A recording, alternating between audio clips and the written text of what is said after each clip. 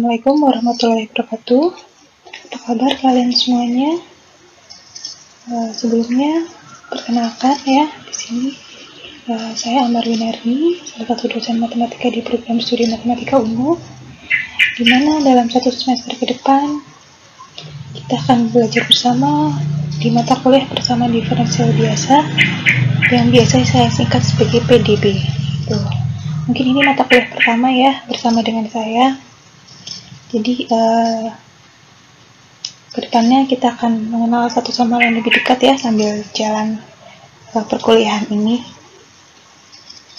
Oke, saya langsung saja. Dalam PDB ini nanti ada beberapa materi di sini ya. Bisa dilihat ada pengenalan PD, ada PD linear tingkat 1, tingkat tinggi, kemudian ada aplikasinya, kemudian ada PD dengan koefisien variabel dan transformasi Laplace. Nah, selain perkuliahan, di sini nanti dalam PDB ya. Jadi dalam satu semester ke depan nanti kita ada acara praktikum. Ada beberapa subbab yang nanti kita akan lakukan dalam praktikumnya. Dan untuk pelaksanaannya nanti saya ambil di jam-jam tambahan ya. Jadi bisa jadi setelah kuliah ataupun di hari yang lain. Nah, ini bisa dimulai sebelum UTS ataupun setelah UTS ya. Mungkin setelah 3 atau 4 kali pertemuan materi baru nanti kita memulai acara praktikumnya. Seperti itu ya. Nah, kemudian ini referensi atau buku yang saya gunakan dalam perkuliahan ini. Silahkan nanti kalian bisa mencari e-booknya. Kalau misalnya ada yang kesulitan nanti bisa hubungi saya. Insya Allah saya punya e-booknya, nanti saya bagikan ke kalian. Silahkan hubungi saya kalau berminat. Ini ada komponen penilaian. Yang pertama ada tugas satu kuis, bobotnya 20%. Kemudian nanti praktikumnya bobotnya 20%. Kemudian UTS-nya nanti 30% dan UAS-nya juga 30%. Ya, jadi dari beberapa komponen penilaian ini nanti akan menentukan nilai kalian di mata kuliah ini. Seperti itu ya. Kemudian hari ini saya akan mengenalkan dulu nih, kenalan dulu gitu ya, tentang persamaan diferensial. Pasti persamaan diferensial itu gitu ya. Sebagai gambaran secara umum ya, dalam satu semester ke depan ini kalian akan belajar dasar-dasar persamaan diferensial yang nantinya ini akan sangat berguna untuk mempelajari bab-bab matematika lainnya di semester-semester selanjutnya gitu. Jadi PDB ini merupakan dasar dari mata kuliah matematika yang harus kalian wajib pelajari. Makanya di semester 3 ini kalian wajib belajar tentang PDB gitu. Nah, di sini nanti kita akan kenalan sama yang namanya persamaan diferensial atau saya sebut sebagai PD, kemudian klasifikasinya, penyelesaiannya, dan masalahnya. Oke. Seperti yang kalian ketahui ya, dalam dunia nyata ini banyak fenomena yang mencangkup suatu perubahan. Misalkan kalian dari hari ke hari, misalkan berat badannya berubah kan, ada yang nambah, ada yang berkurang ya. Ada yang sampai stres nih, berat badannya nambah terus gitu ya. Mungkin yang cewek-cewek nih ya suka melihat perubahan berat badannya ya. Kemudian ada perubahan misalnya yang sedang ramai nih, pasien corona ya. Setiap hari itu kan terjadi perubahan, bisa pasiennya bertambah ya karena terinfeksi ataupun berkurang karena sembuh gitu kan, perubahan kan. Nah, ini banyak fenomena yang mencakup suatu perubahan. Ada perubahan-perubahan yang lainnya juga ya. Banyak sekali yang kita temukan di dunia nyata ini. Nah, dari fenomena yang mencakup perubahan tersebut bisa dirumuskan dalam bahasa matematis. Nah, kalian kan pasti yang masih dianggap baru 2 semester belajar ya. Bagaimana sih suatu fenomena nyata kok bisa dirumuskan dalam bahasa matematis gitu ya. Nah, ini nanti kita akan pelan-pelan belajar bagaimana cara memformulasikan fenomena nyata dalam bentuk persamaan matematika. Gitu. Nah, dirumuskannya itu dengan persamaan yang memuat perubahan kuantitas. Ya, jadi kan tadi terjadi perubahan kan kuantitas. Itu persamaannya yang memuat itu gitu nantinya. Nah, biasanya rumus-rumus yang bisa digunakan itu sudah kalian pelajari sebenarnya dalam kalkulus kemarin ya, seperti laju perubahan sesaat, kemudian nanti muncul turunan, kemudian nanti muncul persamaan diferensial. Jadi sebenarnya persamaan diferensial ini sudah kalian temui nih di semester awal kemarin ya. Kalian belajar turunan, kemudian ada persamaan diferensial seperti itu. Oke, sampai sini cukup jelas.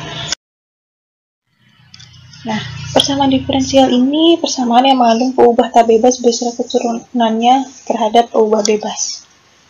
Oke ya. Coba peubah bebas tak bebas, silahkan dibuka lagi catatannya ya di kalkulus kemarin. Nah, dalam PD ini atau persamaan diferensial ada yang namanya orde atau tingkat. Apa sih orde atau tingkat itu? Ini merupakan turunan tertinggi dari peubah tak bebas terhadap peubah bebasnya. Ya. Kemudian ada yang namanya derajat atau pangkat. Derajat atau pangkat ini merupakan pangkat tertinggi dari turunan tertinggi peubah tak bebas terhadap peubah bebasnya. Ya, mungkin sih kalian bingung ya melihat penjelasan ini. Langsung kita lihat contohnya di sini. Nah, lihat persamaan yang atas ini. Ya. Ini merupakan PD tingkat 2, pangkat 2. Apa sih tingkat itu? Tingkat itu kan atau orde di sini turunan tertinggi dari peubah tak bebas. Peubah tak bebasnya di sini apa sih? Y ya. Y itu peubah tak bebas. Kemudian peubah bebasnya itu X. Jadi Y-nya ini bergantung dari si X-nya ya. Nah, turunan tertinggi di sini siapa? Y-nya itu pangkat 2 nih. Nah, Y-nya pangkat 2. Sehingga tingkatnya tingkat 2 ya. Nah, kemudian derajat atau pangkat tertinggi dari turunan tertinggi. Jadi turunan tertingginya kan yang ini kan, yang Y double aksen. Nah, pangkatnya berapa di sini? Pangkatnya 2 ya. Sehingga di sini derajat atau pangkatnya 2. Oke. Biar lebih jelas lagi kita yang contoh kedua. Ini ada X, ada T ya. Jadi X itu tidak selalu peubah bebas ya. Dalam contoh yang kedua ini X-nya merupakan peubah tak bebas dan T-nya peubah bebas. Kita lihat orde atau tingkatnya. Turunan tertingginya di sini yang mana? Turunan tertingginya itu yang ini. Nah, turunan tertingginya itu pangkat turunan tertingginya itu turunan ketiga ya. Jadi tingkat 3. Sini. Nah, pangkatnya berapa? Nah, ini harusnya di sini ada 1 ya. Oke. Di sini pangkat 1. Seperti itu ya. Itu untuk istilah-istilah dalam PD. Nanti ada orde atau tingkat, derajat atau pangkat. Oke. Berikutnya di sini ada persamaan diferensial tingkat n ya. Kalau tadi kan ada tingkatnya bisa tingkat 0, 1, 2 dan seterusnya sampai n. Nah, di sini dapat ditulis secara umum dalam bentuk implisit seperti ini ya. Dengan Y-nya itu peubah tak bebas dan X-nya peubah bebasnya. Nah, masih ingat kan fungsi eksplisit dan implisit ya? Saya beri contoh di sini. Untuk eksplisit itu seperti ini. Ya, Y-nya sama dengan fx ya. Y-nya sama dengan x kuadrat plus 2. Jadi fx-nya itu x kuadrat plus 2. Kemudian ada fungsi implisit ya. Nah, di sini fx-nya sama dengan 0 ya. Y min x kuadrat min 2 sama dengan 0. Jadi bentuknya bedanya di sini. Oke. Fungsi eksplisit dan implisit. Jadi kalau eksplisit itu sudah jelas Y-nya itu sama dengan apa. Tapi kalau implisit kita tidak bisa langsung menemukan Y-nya sama dengan apa gitu. Oke. Ya, oke, selanjutnya di sini kita akan lihat bagaimana klasifikasi persamaan diferensial.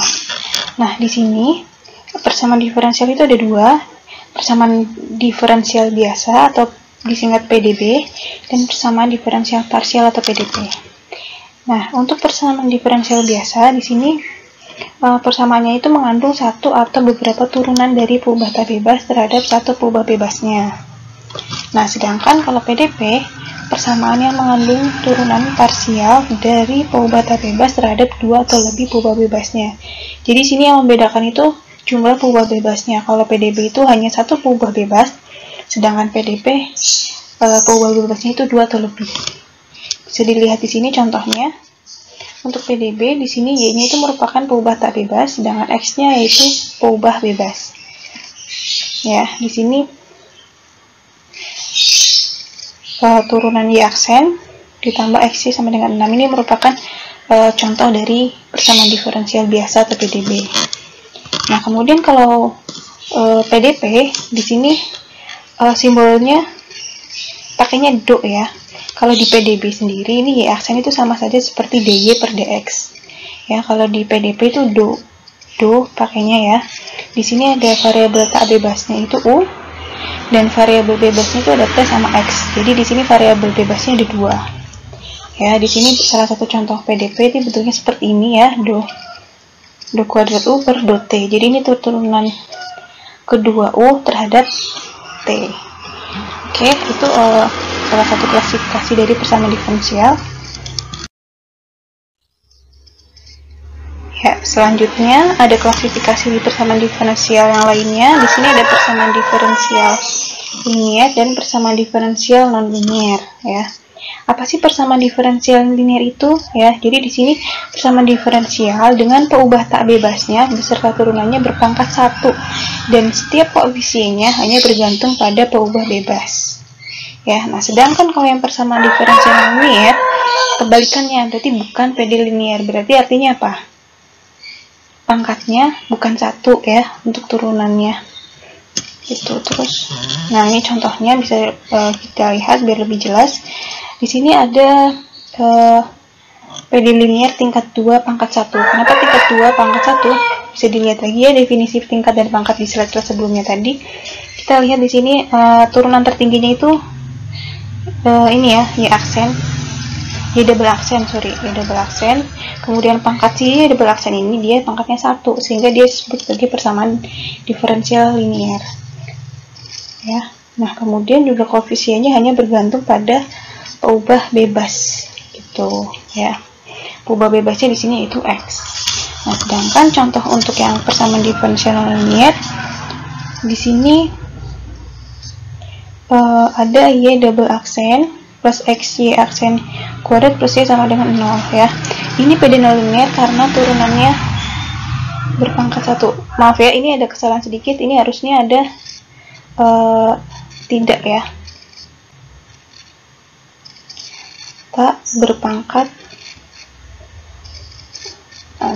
di sini tak berpangkat 1. Pangkatnya berapa? 2. Lihat di sini ada turunan Y aksen ya, turunan Y di sini pangkatnya dia 2. Jadi dia termasuk PD non linier ya. Kemudian yang berikutnya ada PD non linier karena koefisiennya tidak bergantung pada peubah bebas. Lihat, nah di turunannya ini dia dikalikan dengan si peubah tak bebasnya ya, bukan peubah bebas. Padahal tadi definisinya kalau yang linier hanya bergantung pada peubah bebas. Peubah bebasnya kan X. Tapi di sini dia dikalikan ya.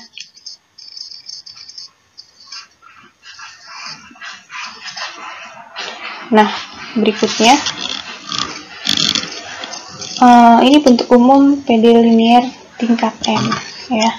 Jadi jika koefisien PD berupa konstanta, maka diperoleh PD linier tingkat M dengan koefisien konstanta seperti berikut ini. Ya, ini bentuk-bentuk umumnya di mana A1, A2 sampai AN ini merupakan konstantanya. Koefisien konstanta.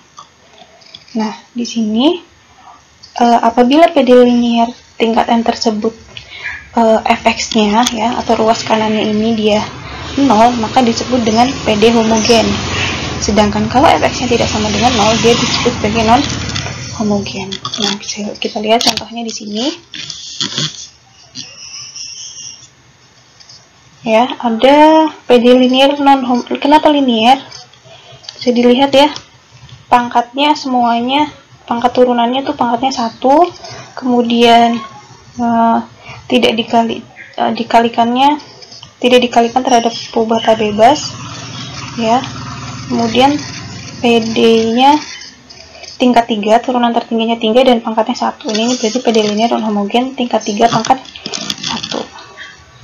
Nah, ini PD linear ya. Kenapa? Karena ini dikalikannya turunannya pakai perubahan bebas ya, jadi aman, dia termasuk PD linear.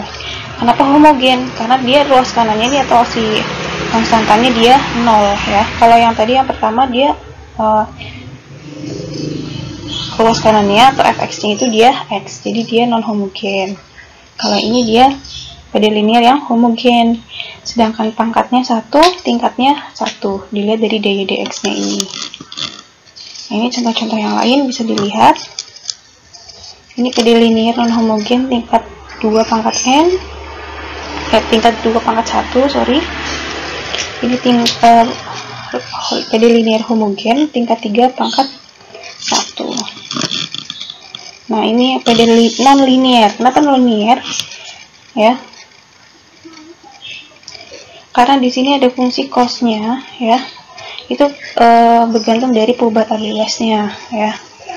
Padahal di sini kalau yang PD linear itu tidak dikalikan dengan perubahan tak bebas ya, atau hanya dikalikan dengan perubahan bebasnya saja, seperti itu ya.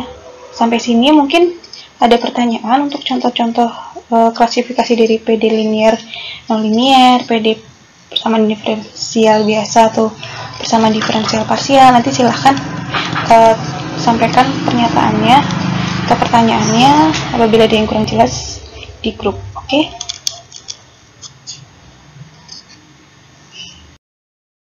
Nah, selanjutnya ada yang namanya penyelesaian PD. Suatu persamaan diferensial itu pasti kan harus ditentukan solusinya ya, atau penyelesaiannya. Jadi suatu fungsi y atau fx itu yang terdefinisikan pada interval i yang apabila disubstitusikan ke PD menghasilkan persamaan identitas. Itu berarti dia termasuk penyelesaian PD ya, kalau memenuhi persamaan identitas itu. Coba misalkan kita lihat contoh di sini. Misalkan saya punya fungsi y sama dengan x e pangkat x ya, yang merupakan penyelesaian dari PD ini pada interval minta hingga sampai tak hingga. Nah, kita akan membuktikan betul nggak sih si y ini itu penyelesaian dari PD tersebut ya. Jadi kita bisa membuktikannya apabila si fungsi tadi itu disubstitusikan ke PD-nya, dia akan menghasilkan persamaan identitas. Nah, kita lihat di PD-nya itu kan dia butuh y double aksen sama y aksen ya. Jadi butuh turunan pertama dan turunan kedua. Makanya kita cari dulu turunan pertama dan kedua dari fungsi y ya, atau si penyelesaiannya tadi. Kemudian kita substitusikan ke PD-nya ya, seperti ini. Y double aksennya ini y aksennya, kemudian ini y-nya. Nah, ternyata hasilnya 0, sesuai kan sama si PD-nya ini, dia hasilnya ruas kanannya 0. Sehingga itu memenuhi persamaan identitasnya. Jadi terbukti bahwa si y sama dengan x e pangkat x itu solusi atau penyelesaian dari PD y double aksen min 2 y aksen plus y sama dengan 0. Seperti itu. Kita lanjut selanjutnya. Nah, ya ini ya. Jadi terbukti tadi. Ya, selanjutnya di sini ada beberapa catatan tentang penyelesaian PD ya. Ada yang namanya penyelesaian trivial, di mana nanti penyelesaian PD itu dia bernilai 0 atau y-nya sama dengan 0. Ya. Kemudian penyelesaian eksplisit, di mana nanti fungsi penyelesaiannya itu dia berupa fungsi eksplisit, seperti yang contoh sebelumnya saya jelaskan tadi. Kemudian yang ketiga ada penyelesaian implisit ya. Contohnya nih ya, ada fungsi x kuadrat plus y kuadrat min 4 sama dengan 0. Ini merupakan penyelesaian dari PD d per dx sama dengan min x per y ya. Nah, jadi buktinya seperti kita lihat di slide ini, kita mencari turunan dari dz per dx ya. Dz per dx itu maksudnya ini yang ruas kiri dari x kuadrat plus y kuadrat min 4 itu disebut sebagai z ya. Jadi kalau misalnya dicari dz per dx-nya, kita turunkan terhadap x ya. Jadi nanti hasilnya dia 2x ya. Kemudian dz per dy-nya itu dikalikan dengan dy per dx sama dengan 0. Nah, jadi di sini arahnya itu menuju ke si PD-nya tadi, yang dy per dx sama dengan min x per y. Jadi pembuktian itu banyak macam caranya ya. Nah, di sini dari hasil yang tadi pindah ruas, ternyata betul dy per dx itu x per min x per y ya. Sorry, di sini ada saya kurang min di sini. Nah, min x per y ya. Jadi ini betul terbukti bahwa si x kuadrat plus y kuadrat min 4 sama dengan 0 itu solusi dari PD dy per dx sama dengan min x per y ya. Dimana penyelesaiannya tadi berupa fungsi implisit. Nah, untuk tipe-tipe penyelesaian PD, di sini ada penyelesaian kuantitatif ya. Itu ada beberapa macam, ada penyelesaian eksak atau analitik, kemudian ada penyelesaian pendekatan atau hampiran ya. Bedanya apa di sini? Penyelesaian eksak itu berarti penyelesaian aslinya gitu ya. Misalkan 4 dikurangi 2 itu sama dengan 2, berarti eksak, emang hasilnya 2 gitu. Nah, kemudian penyelesaian pendekatan atau hampiran. Jadi ini kayak semacam solusi hampiran ya. Jadi misalkan kayak kita desimal ya, bilangan desimal misalnya 3,5 dikurangi 2,1 gitu. Misalnya kita bisa bulatkan dulu ya, baru nanti dikurangkan. Nah, itu hasilnya nanti berupa penyelesaian pendekatan. Nah, di sini ada beberapa metode, yaitu ada yang secara geometri atau medan arah, ada numerik atau metode numerik ya, ada metode iterasi Picard, dan penyelesaian deret kuasa. Itu beberapa yang bisa dilakukan dalam penyelesaian pendekatan atau hampiran. Nah, selain ada penyelesaian kuantitatif, di sini ada yang namanya penyelesaian kualitatif. Ya, dimana di sini solusinya itu berupa sifat-sifat umum dari penyelesaian ya. Jadi menentukan kestabilan titik keseimbangan biasanya. Jadi kuantitatif itu ibarat secara kasarnya itu jumlahnya tuh jelas gitu. Jadi secara kuantitatif dia bisa dilihat. Tapi kalau yang kualitatif itu dia berarti hanya sifat-sifatnya saja yang bisa kita ketahui gitu. Oke. Jadi contohnya gini, misalnya kuantitatif itu misalkan jeruknya sudah jelas itu 5 kilo gitu kan. Nah, sedangkan kalau kualitatif itu kita tidak bisa menyebutkan angka 5 kilo itu. Jadi solusinya nanti misalkan berupa, oh ternyata beratnya ini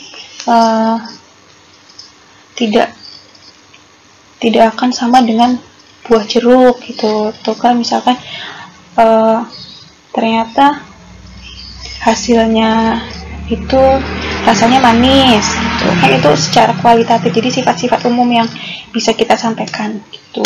Itu contoh-contoh kasarnya aja ya dalam fenomena sehari-hari gitu. Nah, selanjutnya ada yang namanya masalah nilai awal. Persamaan diferensial itu ya diselesaikannya biasanya ada syarat awalnya ya, kayak misalnya tadi masalahnya itu dy per dx sama dengan min x per y, terus dicari solusinya. Solusinya itu maksudnya mencari si y-nya itu berapa gitu kan. Tapi di sini ada syarat awalnya ya. Nah, bagaimana sih penggunaan syarat-syarat awal ini gitu ya, nanti kita belajar di penyelesaian PD di subbab selanjutnya setelah ini, seperti itu. Oke.